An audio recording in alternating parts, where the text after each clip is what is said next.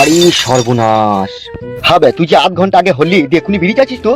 তা আধ ঘন্টা আগে হয়েছে কি হবে? তা বেরিয়ে যেতে পাবো না? উড়ি সর্বনাশ। হ্যাঁ গো আব্বা, একটা বেরিয়ে যাবে মন করছে কেন?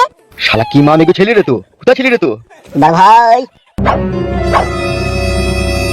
বৌদির বাচ্চা হবে শুনে আমি আর থাকতে পারিনি, মনটা খাকুলি বিকুলি করছিল, দুধ নিয়ে একবারে চলে এলাম। কি ব্যাপার বড় ভাই, মনটা ভারী ভারী, ছেলে হয়েছে তো খুশি হওয়া দরকার তো। কি লিয়েছিস ওইটা? ওটা কি হলো? বড় ভাই আপনি শর্টকাটে কথা বুঝেন না নাকি? এটা দুধ নিয়ে এসেছি গো। দুধ লিয়ে আইছিস?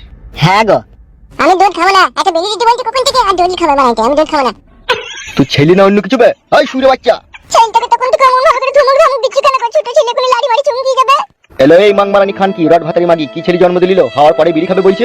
তুই আর ভাটারি বেটাবে মাংমানি ভাই, তখন থেকে একটা বেরিয়ে যেতে পারছি না, বড় বড় কথা বাড়াইতে এতে। ও কি কথা বলতে রে বাপ? আব্বা ভাই কি তোর? আমি তো নতুন এই পৃথিবীতে এলাম, আব্বা তো বটে, তাতে বেরিয়ে দিচ্ছি না কেন? সাদা কুকুর দেখেছিস খায়ের উপরে বিষ ফোঁড়া হয়ে গেল রে। বড় ভাই এ ছেলে লয়, আমার মন বলছে এই ছেলে লয়, এ নিশ্চয় জিন ভূত হবে, না হলে হাওয়ার পরে আবার কোনো ছেলে বিড়ি খায়? এ তো বাপের জীবনে আজকেই শুনলাম। তাই তোর মনে এখন মিডিয়া ফিডিয়া চলিলে কিন্তু বিশাল মুশকিল হয়ে যাবে রে। ওগো শোনো, বাড়ি নিয়ে চলো আমাকে। হারে সাদা কুকুর, এ কি জন্ম দিলাম রে আমি? সেইটাই তো গো বড় ভাই, বিশাল আশ্চর্যের ব্যাপার তো। হবে তোর কাছে আবার জিনের আশ্রয় নাই তো? ওই মুকা চোদা, একটা বেরিয়ে দেবে তখন থেকে আবার ঘর পাকা মারাইছি। উড়ি বাপ রে বাপ। ওগো তুমি বাড়ি চলো গো, বাড়ি থেকে যা হোক করবে। শালা কি ছেলে জন্ম দিলাম রে আমি? আমি তো আল্লাহকে মানাই করলাম যে আমি এমএলএ সাহেবের ঘরে জন্ম হব না, আমাকে ঠেলে গুজে পাঠিয়ে দিল। কি কথা বলছিস রে সাদা কুকুর? আমি এই পৃথিবীতে তোমার ঘরে আসতেই চাইছিলাম না, আমাকে দৌড় দৌড় করে পাঠাইলো। আমার তোমার ঘরে জন্ম নিয়ে আমার শান্তি নাই, আমার একটা বেরিয়ে দিছিল তখন থেকে। ওগো আমাকে বাইরে চলো গো। সাদা কুকুর, জি বড় ভাই যান। তুই এদিকে বাইক করলে আয়, আমি ডাক্তারের কাছ থেকে ছাড়ের কাগজটা লিখে লিছি। ঠিক আছে বড় ভাই যান। কই গো টাটকা ভাইপু, এলাও দুধটা খেয়ে লাও। তুই মাইক ভুল খাবে শান্তি ছিল। কাকা হইছে রে, গাল দিছিস কেন মনে করে? তা আমাকে দুধ খেতে বলবে কেন? বেশ বাপ, তোকে দুধ খেতে হবে না বাপ। কোলে এসো বাপ, বাপ শোনো আমার কোলে এসো। আরে কোলে মারাইতে তাহলে হেঁটেই চল দেবো। এই এটি যখন চল দিছো নাম নাম চল। হ্যাঁ এই তো।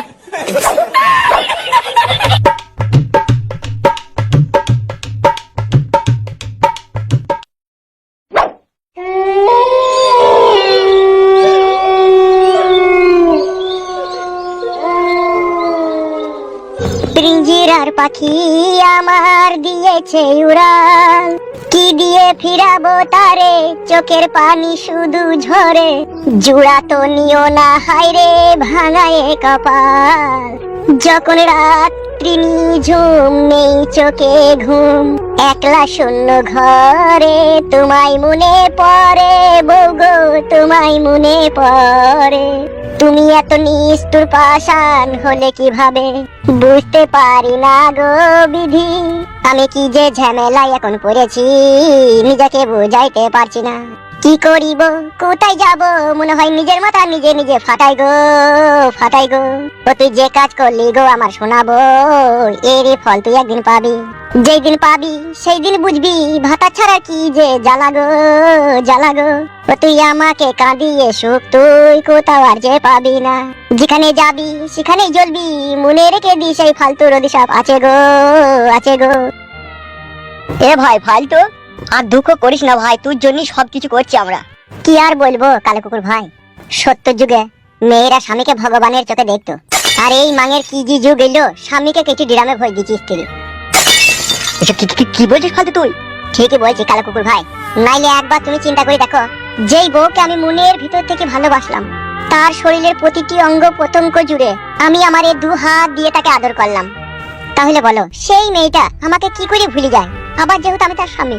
তোর বুদ্ধি হুঁশ একটু কম আছে বুঝলি ফালতু। কেন? দেখ ফালতু, তোকে আমি একটা সত্যি কথা বলছি, হ্যাঁ বলো। আসলে বিষয়টা যেটা হয়েছে না, মেয়েদের মন এমনিতেই বেশি নরম হয় বুঝলি তো, আর এই নরম হওয়ার জন্য না এরা অল্প জিনিস এই মানুষকে আপন ভেবে নেয়। এটা আমার বিশ্বাস হলো না। কেন বিশ্বাস হলো না কেন? আমার সাথে তো 3 বছর আমার বউ সংসার করলো, আমার খেললো, আমার পড়লো, আমার সাথে শুইলো, তা আমাকে আপন ভাবলো না কেন? তুমি যে বলছো অল্পতেই আপন ভেবে লাই, তাইলে এত কিছু দেওয়ার পরে আমাকে আপন ভাবলো না কেন? আমার কাছে পালিয়ে গেল কেন? ওগো আমার কাছে একটা কথা শুনো। হ্যাঁ বলো।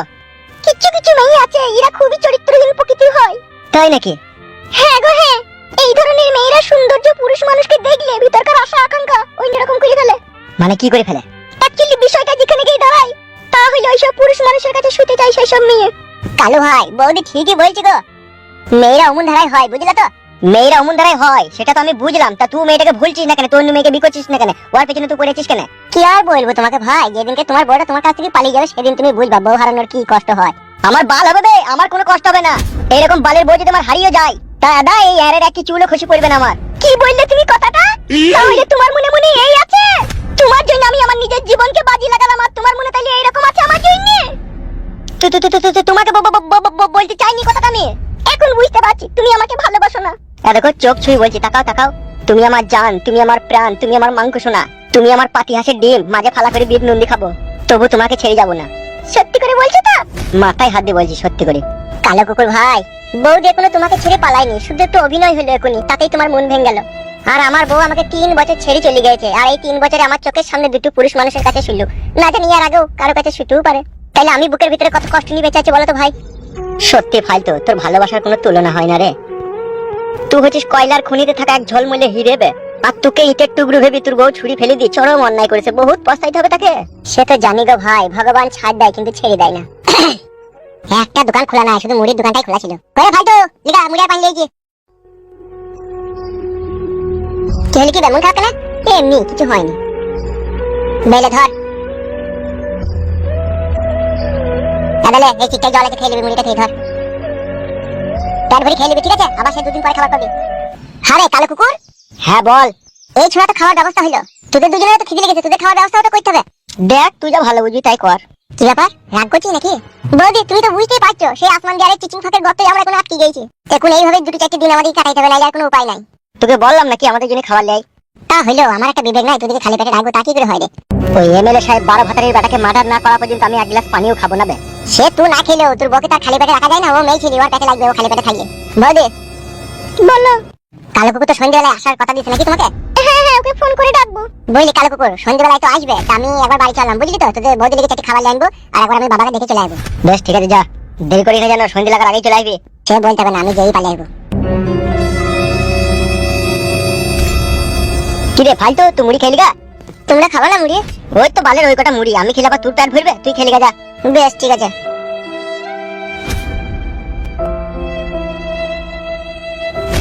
তুমি চিন্তা করছো নাকি? আমি আবার কি চিন্তা করব? আমি আমার স্বামীর প্রাণ বাঁচাতে এসেছি, আমাকে চিন্তা করলে হবে বলো?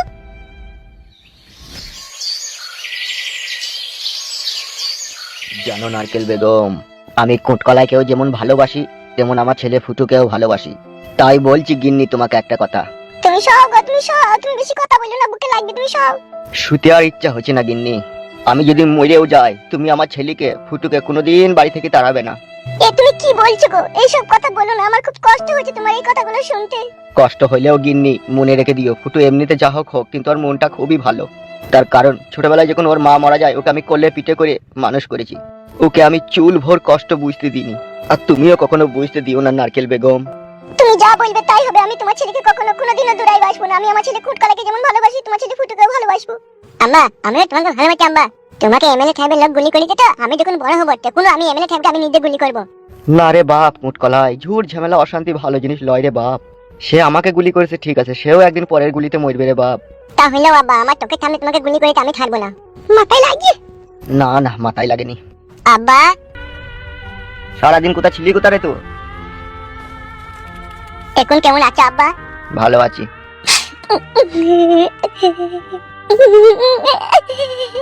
কি হইল রে, কাঁদছিস কেন? আব্বা, কি সব হয়ে গেল? আমার কিচ্ছু হয়নি, তুই মন খারাপ করিস না, তুই কাঁদিস না। আর বুকে যে যন্ত্রণা হয়েছে তার 100 গুণ যন্ত্রণা আমার বুকে হচ্ছে আব্বা। আমি আর প্রতিশোধ লুবই আব্বা, পৃথিবীর কেউ আমাকে আটকাইতে পারবে না। তোমার বুক দিয়ে রক্ত বাই করেছে, আমি ছাড়বো না ওকে। তুই যেখানে যেভাবে থাকবি সাবধানে থাকবি। সাবধানে তো আছি গো আব্বা, আর এই সাবধানে থেকে ওর জীবনকে আমি সাবধান করে দেবো। আমি কোনোদিনও ভাবতেই পারিনি এই আমার জন্য আমার বাবাকে মৃত্যুর সাথে পাঞ্জা লইতে হবে। শোনো জামাই, তোমাকে আমি একটা কথা বলছি। তুমি এখন কোথায় আছো? কোথা? আমাদের গ্রামের শেষ মাথায় যে রাজার বাড়িটা, পুরনো ভাঙা বাড়িটা আছে, ওইখানে আমরা আশ্রয় নিয়েছি। সাবধানে থাকবে, এমএলএ সাহেবের লোকজনের সামনে সামনে কখনো হবে না। তার কারণ তুমি তো সবই বুঝতে পারছো, ওরা এখন আমাদের চরম শত্রু হয়ে দাঁড়িয়েছে। তোমার কিছু হয়ে গেলে তোমার বাবাকে আর বাঁচানো যাবে না। তাহলে তুমি চিন্তা করবে না শাশুড়ি মা, আমি ঠিক সেফটি জায়গাতে আছি, আমার কোনো অসুবিধা হবে না। তাহলেও সাবধানে থাকবি, বুঝলি বাপ? আমাকে নিয়ে একদম চিন্তা করবে না। হ্যাঁ আব্বা। কি গো, তুমি কখন এলে? এই তো এখনই এলাম। কেমন আছো, ভালো আছো তো তুমি? হ্যাঁ আমি ভালো আছি, তুমি ভালো আছো তো? আছি বউ, কোনো রকম। বলছি বাবু, ভাত রান্না হয়ে গেছে? হ্যাঁ হয়ে গেছে তো। চলো আমি চাচি ভাত নিয়ে যাবো। এসো।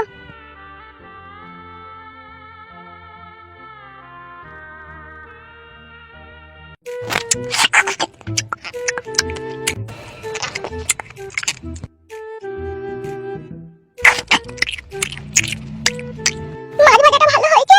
মাছটা কি তুমি জাপানি তেল দিয়ে ভেজেছো নাকি? না, এমনি সরষে তেল দিয়ে ভেজেছি। হ্যাঁ হয়েছে, ভালোই টেস্ট হয়েছে। শোনো আমি চললাম। হ্যাঁ, ভাত কটা কুড়িয়ে খেলে না কেন, উঠে পড়লে? আমার পেট ভরে গেছে। কালো কুকুরে বউ না খেয়ে আসো দিলে খাবারটা তাড়াতাড়ি যেতে হবে। তুমি এখানে সাবধানে থাকবে, বেশি হুড়ু পাজা করবে না, ঠিক আছে? বেশ, তোমাকে চিন্তা করতে হবে না, ঠিক আছে? আমি ওই রাত 12টা সময় একবার আসবো, ঠিক আছে? দরজা খুলে রাখবে তুমি। হ্যাঁ, কত রাতে সেবা কি করবে বুঝলে নাকি? কতদিন করিনি, এতদিন পরে আমার দিকে একবার নজর দিলে তাহলে। তুমি আমার সাথে ব্যবহার ভালো করলে তোমার দিকে নজর দেবো, আর ব্যবহার খারাপ করলে আমি নজর দেবো না, আগে থেকেই বলেছি। ও কথা বললো না, আমি তোমার সাথে ব্যবহার ভালো করবো। বেশ ঠিক আছে, তুমি থাকো, আমি রাতে আসবো। হ্যাঁ ঠিক আছে।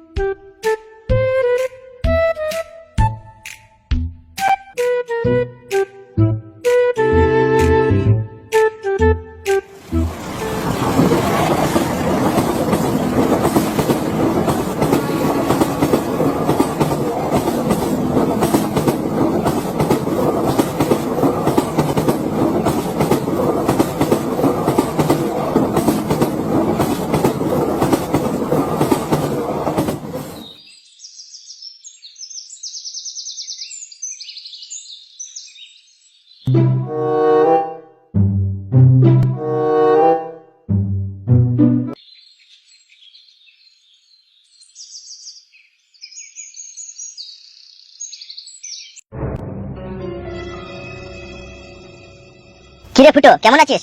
প্রিয়াঙ্কা কেমন আছিস রে? ভালো আছিস তো? কি ব্যাপার, আমার বকে ভালো আছিস বলছিস কেন? ওগো, ওটা আমার দাদা হচ্ছে, আমার কাকার ছেলে। তাই নাকি? হ্যাঁ গো হ্যাঁ। বাবা রে, তাহলে তোমার শালা বাবু হয়ে গেছে। বাল মুখা মার, বেশি কালামো মারাই না, কালামো মারাই না। রাগ করছিস নাকি ভাই? তোর বোনকে বিয়ে করছিস, তুই তোমার শালাবে? তুই যে আমাদের ক্ষতি করেছিস, তোকে কোনোদিন ঘরে লোক বলে আমরা মেনে নেবো না বে। বে বুকাচুদা, উঠ কেসটা একবার ধরো তো।